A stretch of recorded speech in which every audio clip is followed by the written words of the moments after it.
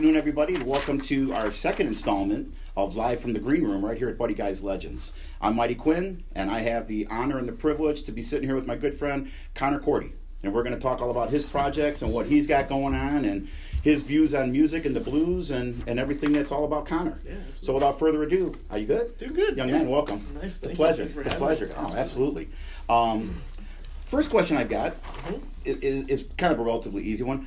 Why do you think Greg recommended you to be interviewed? That's a good question. I think being that I am young, Okay. right? Being that I'm young and in the blues community.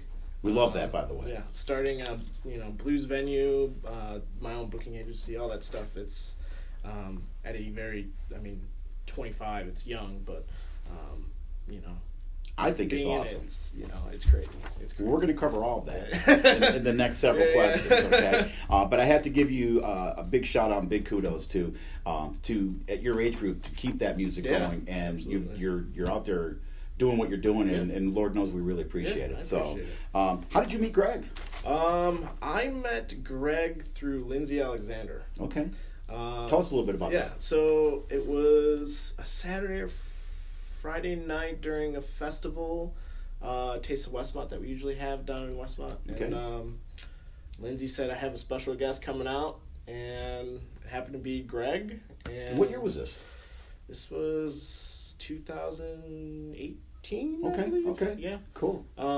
And Greg came out, and he was great. And the rest is pretty much history. Yeah, All right. Struck up a friendship. Yeah, last name Guy. I was like, okay, yeah, this must be Buddy's son. I didn't know, at the time, and there was just energy and vibes, and it just kind of played along. It just worked. Yeah, exactly. All right, cool. Yeah. Why and how did you get into the blues? Why and how? Two-part question. Why or how? Let's start with how. Let's start with the how.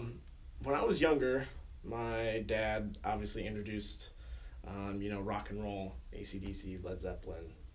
Okay. And then at the age of about 8 or 9, he one day sat me down, talked to me, and said, everything is rooted out of the blues. It is. Very awesome. Everything is rooted out of the blues. So then he started introducing me to, Eric Clapton and B.B. King and, Albert Collins and Albert King and all these blues guys. Okay. And Buddy Guy. And then just from there it just kind of escalated, and I just started listening to blues music and still listening to rock and roll, of course, and me all too. that stuff. Why do I we got the how. why? I think it tells a story. I think every song has a meaning behind it. Especially during a live setting, you could just feel it. Okay. Some people can, some people can't. But once you actually feel the blues, there's just once the something blues about, gets in you, something about it's there. So I love it. I think it's incredible that I don't know a lot of 8 and 9-year-olds that can wrap their head around the blues. No, absolutely and not only appreciate it, but even begin to understand it. Yeah. Or even classic rock for that matter, or current rock, whatever is out there. So I think that's impressive. Kudos to your dad. Yeah, absolutely. Way to go. Thanks, what a cool Appreciate guy to kudos to you, Mr. Korte, to bring this young man and introduce him to this beautiful music at such a young age. I think that's cool. And that it stuck with you. Yeah, it did. Yeah. So, for your age, I think it's remarkable what you've accomplished and what you've yet to accomplish. Yeah, exactly. So, what's keeping you into the blues scene? What's keeping me? I think just that there is a lot to tell. There's a lot to tell. There's... Okay. It's alive and well, right? So everyone thinks that the blues is, dying or whatever it is. But there's a growth to it, Yeah. And there still needs to be a place for it to go and play. There's still a lot of stories to tell. Absolutely. The one thing I learned is that the blues, if you listen to a lot of the lyrics, it is everybody's life stories. Yeah. They're not just talking about their girl or this and that. They're talking about everyday things in their life. Yeah. Buddy does that. Yeah, Buddy. He even, it's not even about his life. Sometimes he writes about other people. Right. talking to Tom Hambridge about that. He's like, when I first met Buddy, he was giving me all these ideas, but he didn't even know he was doing that. Yeah. He's just telling me his life story. Yeah. And he was like, that's a song. Yeah. That's a song. So that's cool that you understand that. Yeah. That is. I really give you a lot of kudos for that. Who is your favorite blues musician of all time? And don't say Buddy Guy. No, love Buddy. Buddy's great. That's a hard No offense, question. Buddy. Are we talking? Yeah. See, I don't know. Think about it. Yeah, I mean, I don't want to. You're not slighting anybody. Yeah. Okay. Because having all these blues musicians come in and play. Right. Everyone's great. Everyone who comes in has played. Yo, Connor, why didn't you say I was your number one? Yeah, exactly. I don't want to hear that afterwards. My favorite blues musician. Yeah. Ooh. Living or not living? Yeah. I love Stevie Ray Vaughan. Good Good call. Great blues player. Can I pick one more? You can pick as many as you want. Albert Collins is good. You stole my thunder. Yeah. That's one of my personal favorites. Albert Collins and Luther Allison. Yeah, Luther Allison. A lot of these guys don't get the recognition that they so richly deserve. Yeah. I never got to see B.B. King. Yeah, to this day, I regret that I never got the chance to see him. I had plenty of opportunities, just never took the chance, Yeah. and then, things changed. B.B. King's a great player. Right? Great player. Unbelievable guitar player. Great vocalist. So, speaking of musicians, who did you see for the first time on stage or in concert that made you get into the blues, that put an influence on you, so to speak, that you can remember? Oh.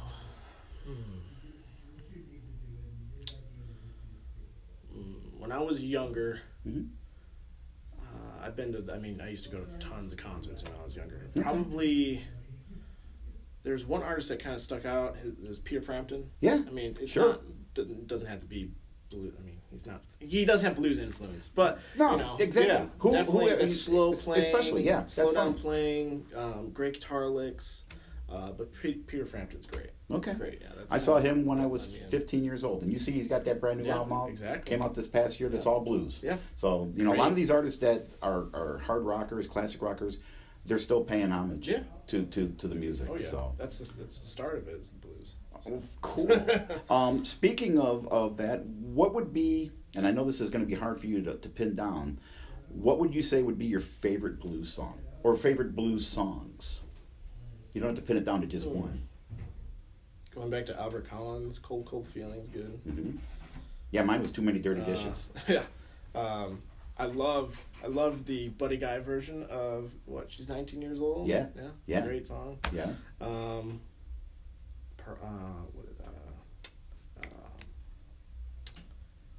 wow. What do you like by Stevie? Oh, Stevie, Tin Pan Alley. Okay. Great song. Great song. And the way he plays it too. Yeah.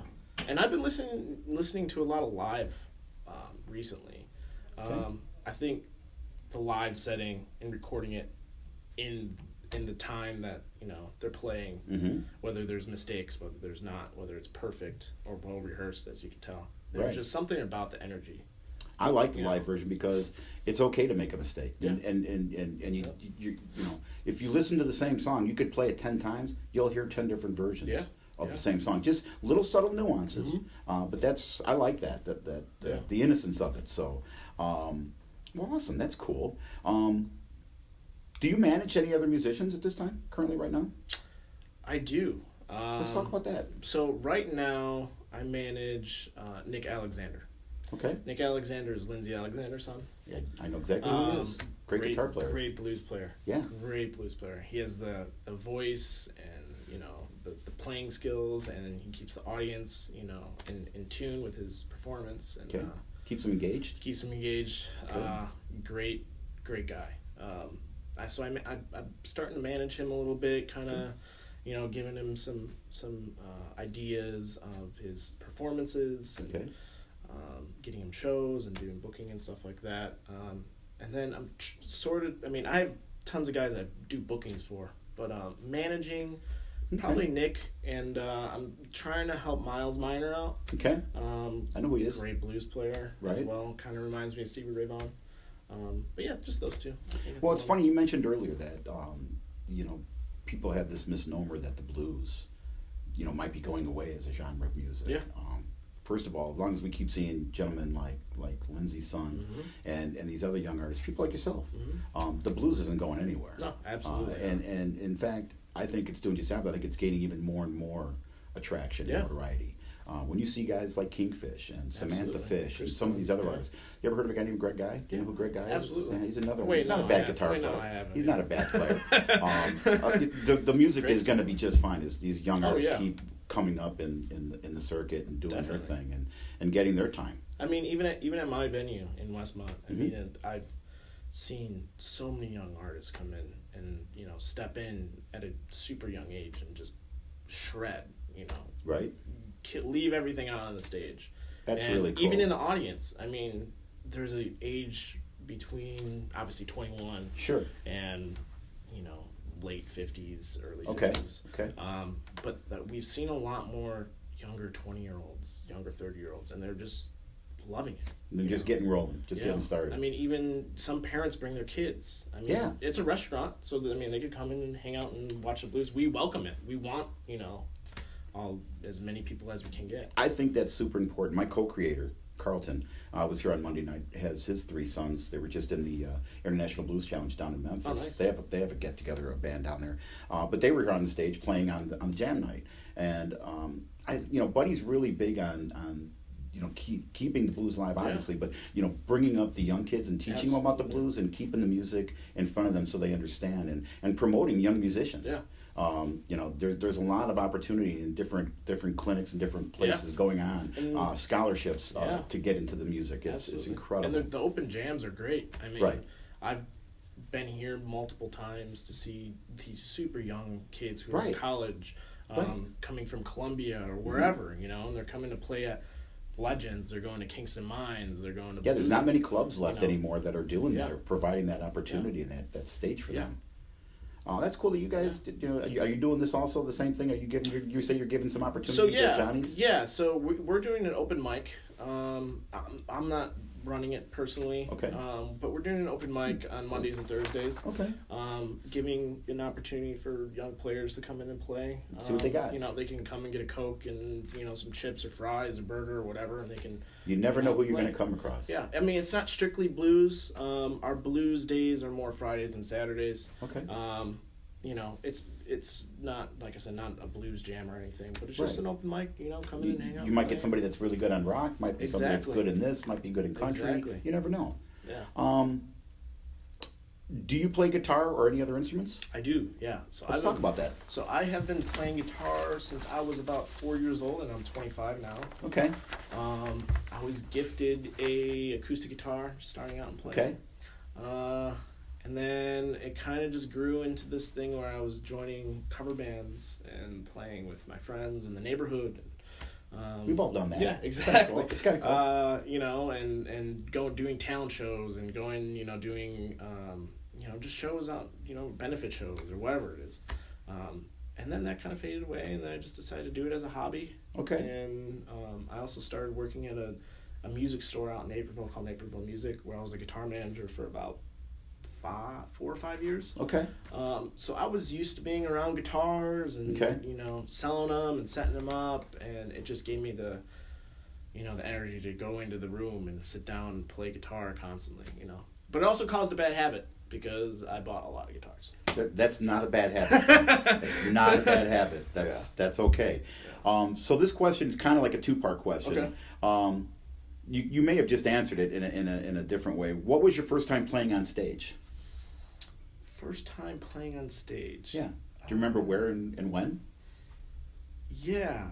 I was in the 6th grade, I believe. Get out of here. Yeah, 6th grade. And it was, just playing at a talent show with a couple of my buddies in a band. Okay. And, do you remember what you played?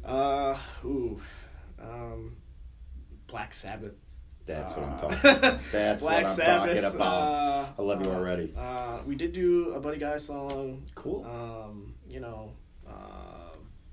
Jeez. Now I'm taking it back. Oh, like OAR or something. I don't know. It's all right. It's early 2000s. It's, it's just the first time I ever played in I guess you could call it a talent stage, we had a Sunday night coffee shop that we used to play in. Okay. And we played Bachman Turner Overdrive. Oh, nice. Taking care of business. Nice.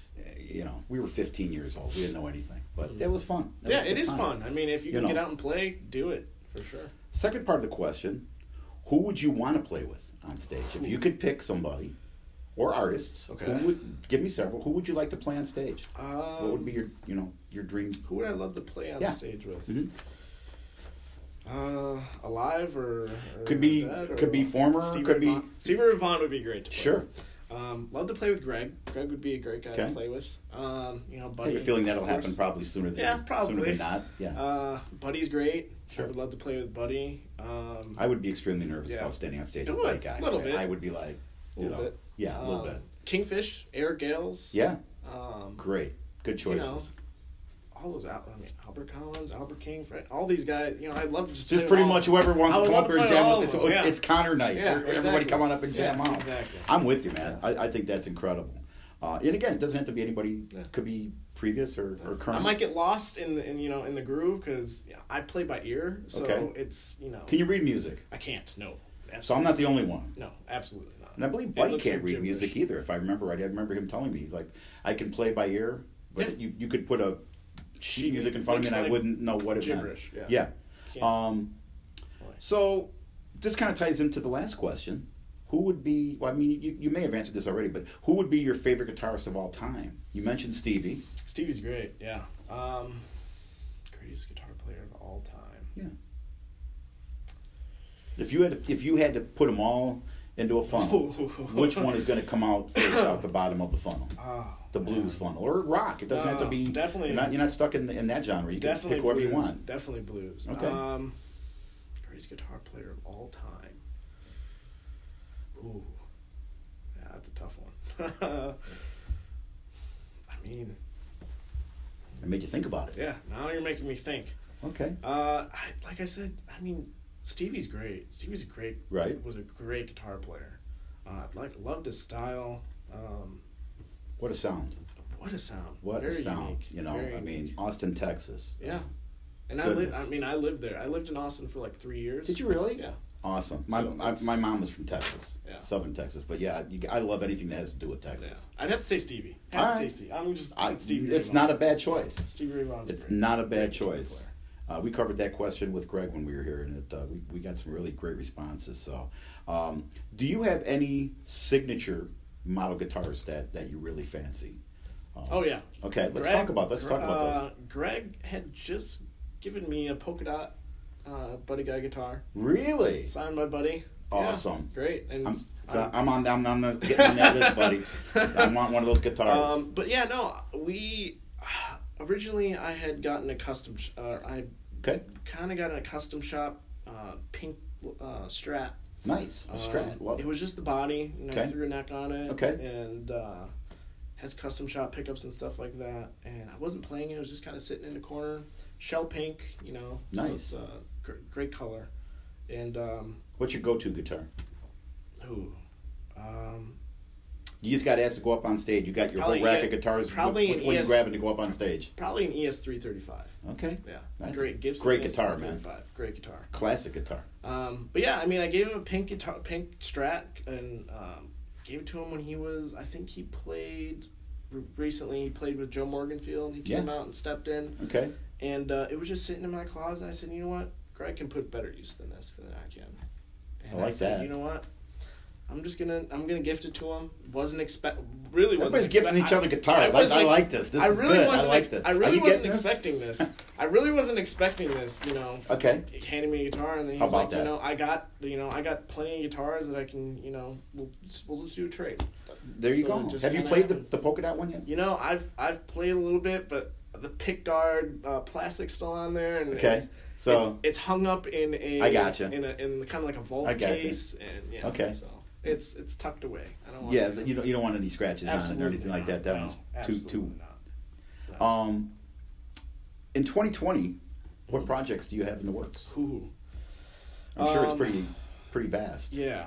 Personally, I tour as an audio engineer, stage manager, stuff like that. Different bands or? Yeah, so I've been touring for about 5 years now, 5 or 6 years. And you're 25. I'm 25. My God. I went to Columbia College down the street and studied audio engineering. Okay.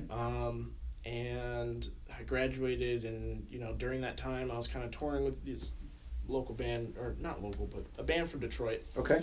A couple of brothers. Okay. And great harmonies, great Americana, folk rock. Okay. And we jam in a van and drive down south. That's what it's all about. That stuff. That's what it's all about. I'd set up their guitars. I was kind of doing everything. Just wanting to be out on the road, just experiencing it. Yeah. And then that kind of led into another artist that I was working with, another not a major label artist, and then it got even bigger. I went on a tour with a kind of like a jazz hip hop artist, named Masego. Okay. He's signed by some major label. It was my first bus tour, so I got on the bus. Slept on the bus, traveled many miles. Yeah. Woke up in a different state each morning. Yeah, you wake up and you're like, where are we? Yeah, and I was a monitor engineer, so I was on the stage with them, working, doing sound, with the artists here on stage. Right.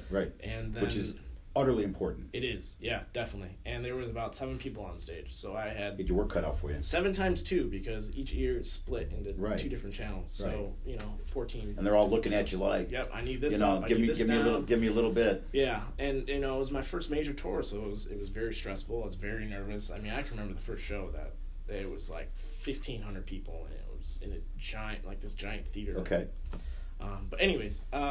Well, hey, in that regard, you're going to jump into the deep end of the pool. There's no lifeguards on duty, and you're going to either learn to swim like a professional, or they'll find you at the bottom of the pool. Yeah. Yeah. So, I mean, nowhere to hide. I've been touring with him, and then, that's pretty great. And then that kind of faded away. Cool. Then I went to did another tour with a band that was like a psychedelic pop band. Okay.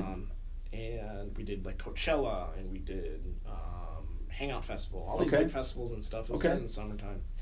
And then that time I was doing monitors still. Okay. And then I just recently went on tour with a band called Rah Rah Riot. And they're like they've been around since like 2006, 2004. Okay. And I was their production manager, monitor engineer, stage manager. I had 4 jobs.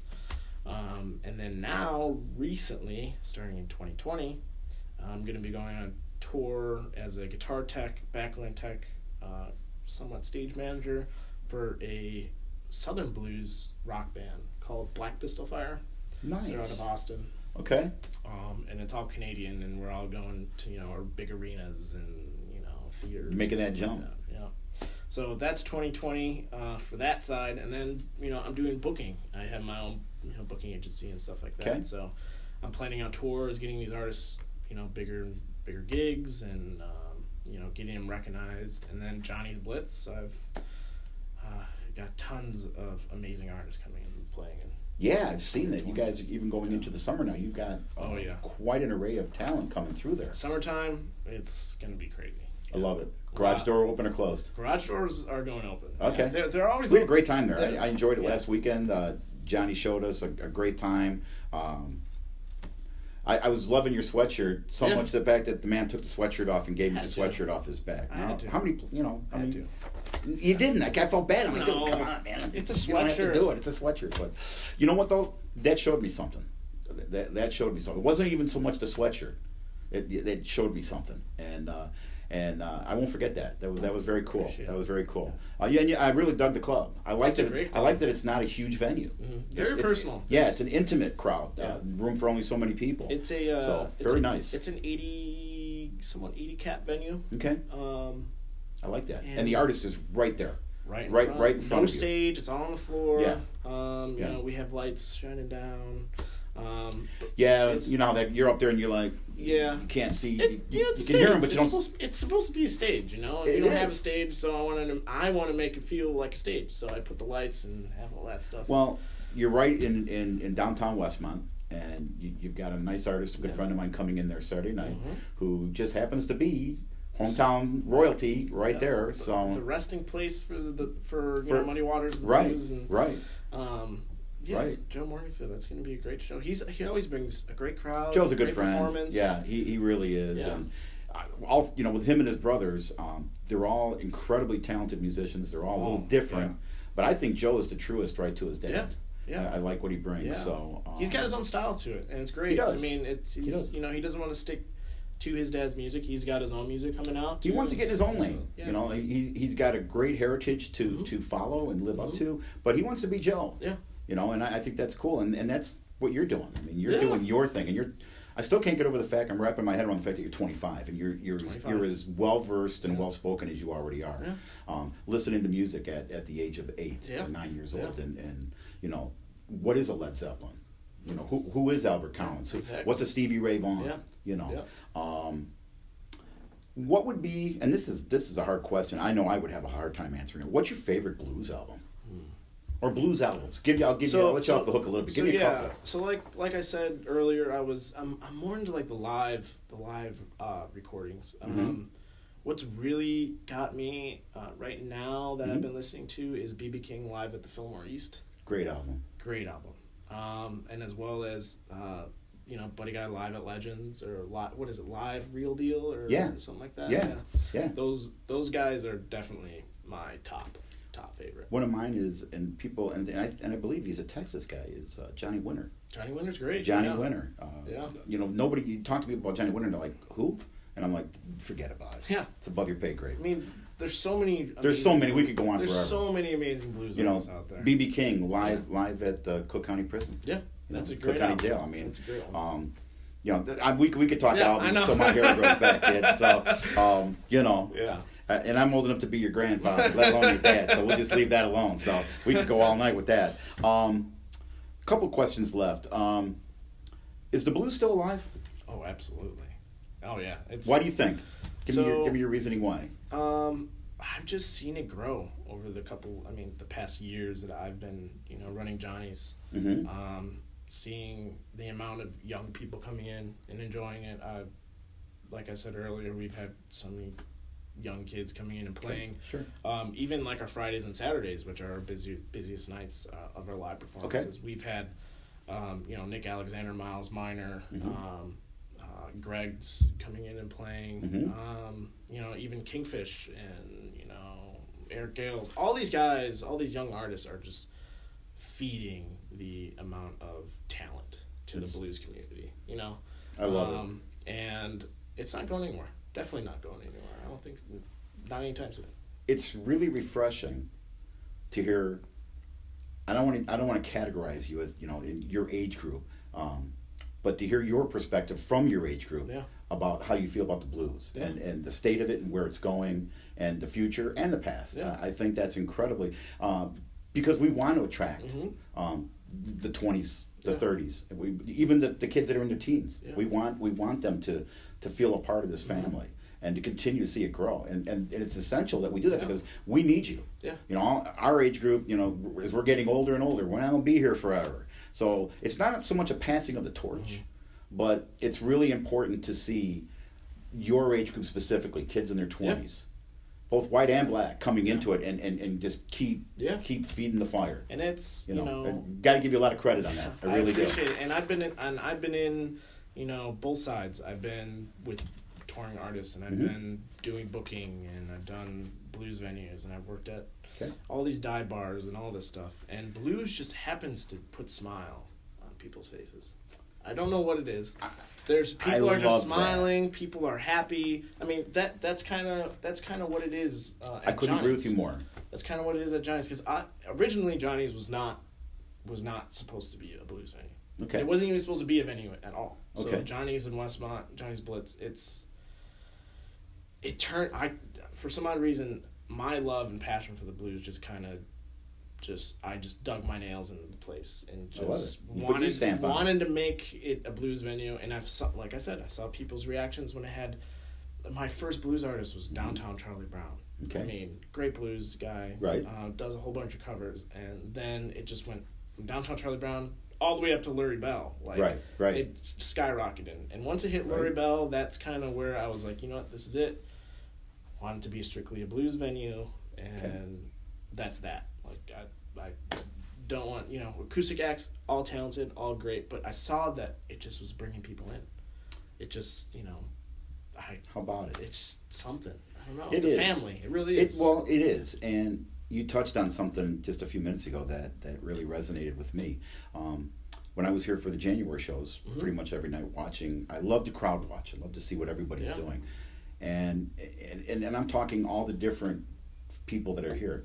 Everybody's sitting here with a smile on their face. And they're just it's amazing what the blues can do to people. Yeah. It makes everybody feel good. Yeah. They're smiling. When I was at the club Saturday night with you, everybody was sitting there smiling, having a good time, enjoying what Luke was doing. Yeah. And he's another young one. You know, Luke Repass, great, brand new guy. Blues artist. Not new per se, but first CD release party. You know, just releases it. It's all his own material. These are the guys that I'm talking about that are passing the torch, that are coming along, and are putting their stamp on things, their flavor, and there's nothing wrong with that. It's great, you know. And being and you guys providing him an opportunity. Yeah. Being that we're, you know, I run that venue or do the music side of the venue. I have that kind of side of booking. So, and then I started doing my own booking agency, and that kind of, I wanted to just spread the blues. I wanted to make sure that these artists that I have in my agency to go play at all these different bars, just so that other people can hear it. You know, and it's someone in your age group. I don't mean to keep saying it that way, but no, I mean I mean it as an extreme compliment when I say it that way. That your age group recognizes that, and not just recognizes it, but is doing something about it. Something very important. Yeah. You know, that you're helping your fellow musicians and giving them another venue. Yeah. Lord knows we need them. Exactly. You Blues venues are few and far between. Right. If you listen to the experts, you know, they're thinning out. We talked about that when I interviewed Greg, that you know, clubs aren't all that managed that well, and you know, a lot of them have come and gone with the wind. Yeah. And yet here we are. We have another venue in the suburbs, not in the downtown Chicago area. No. I think that's huge. Yeah. I really Westmont, do. You know, being Muddy Waters, you know, resting place. It kind of, like I said, it kind of just happened. Went from acoustic acts to, I started booking Lori Bell and Lindsay Alexander. I have to say this, Lindsay Alexander has helped me out immensely. He's a really cool cat. He introduced me to so many people. Greg especially. If I hadn't met Lindsay, I wouldn't have met Greg. There's no way. I mean, it just, and then he started introducing me to a whole bunch of people, and it just kind of, it's like a ladder, you know. I met Lindsay through Rick. Rick Hall. Nice. And another great guitar player. Yeah, and I'm not even going to say underrated. I mean, just a phenomenal guitar player. Anyways, he introduced me to Lindsay several years ago up at the Mines. Yeah. And a couple of weeks ago, and he records on Delmark. Yeah. I got a call from Julia, who's the president. I can't think of her last name. She's the president and head of Delmark. Yeah. Lindsay's got a new live album coming out that was recorded up at Rosa's back in October. She asked me if I would consider writing the liner notes for the CD. Do it. And I'm like, me? And I'm like, sure, I'd love it. So I actually sat with Lindsay and asked him a bunch of questions. I wanted to make sure that he got what he wanted inside, his thoughts to be in there. But I mean, it's amazing where we're going with stuff. And Lindsay was he just thought it was unbelievable. And that when I was there with you Saturday night, who was literally right around the corner? Nick and Joe. Right there. Right 2 minutes around the corner. Yeah, we have, I mean... It's amazing. I didn't even know that place was there. Yeah. So... Yeah, I mean, we have so many different That's cool. guys coming in and hanging out and playing, and, you know, it's always a good time every Friday. So. I got 2 more questions for you, man. And it's kind of along the lines of what we were just discussing. Okay. How do you think your generation is keeping this blues legacy alive?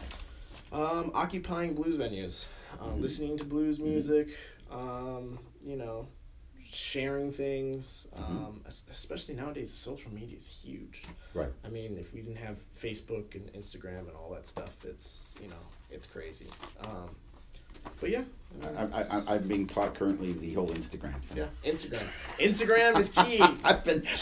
I've been told. Yes, Instagram. I need to brush up on my even Instagram. Facebook, even Facebook. I mean, people I do a lot on Facebook with you, but you know, I got to get up there. But occupying a blues venue, listening to blues, right. telling, you know, just telling people about it. I mean, it's like I said, it's not. Like you said, it's not going anywhere. It's alive. It's alive and well. It's not going anywhere. It's been here for so long that it's the foundation, you know. Yeah. And without it, you know, there's no cracks in the foundation. There's nothing. Where would classic rock be without the blues? Where would hip hop rap be without the blues? Nowhere. Yeah. All of it. It all stems from the foundation, which is the blues. Yeah. And I'm of the adage. I want to ask you a question. Yeah. If you hear this before. I'm sure you do. People are like, "Oh, the blues is sad music. It makes me mad, sad. It's down to the dump." Like, then you're not hearing it. The blues isn't sad. You come to a blues club Saturday night. Yeah. Was anybody looking sad? No. And we were at the January shows. Did anybody look like they were sad? No. There were 700 people losing their minds. Yeah. You know, absolutely. It's not sad. It's it can be if you allow it to be, for whatever. But just blues is everyday life music, and sometimes that's life. Sometimes it's sad. Sometimes it's great. Mm-hmm. There's great things going on. Yeah, and it depends on what mood you're in at the time that you're listening to it. Right. And what you associate the songs to. But now we got one more question for you, and I have to give you a big round here. You've done very well. I'm very impressed with you, young man. Who do you recommend to be our next interviewee? Oh man. Anybody? It could be anybody. I have two at the moment. That's okay. Give us both. Definitely Nick Alexander. Okay. Just because he's a young artist, he's keeping the legacy alive. Okay. And Miles Meyer. Okay. Great blues artist. All right. They'll be sitting in the green room soon. Definitely do it. Young man. I appreciate it. Absolutely a pleasure, Connor. Thank you so much. Everybody, give him a great big hand. He did phenomenally well. Well done. Appreciate it.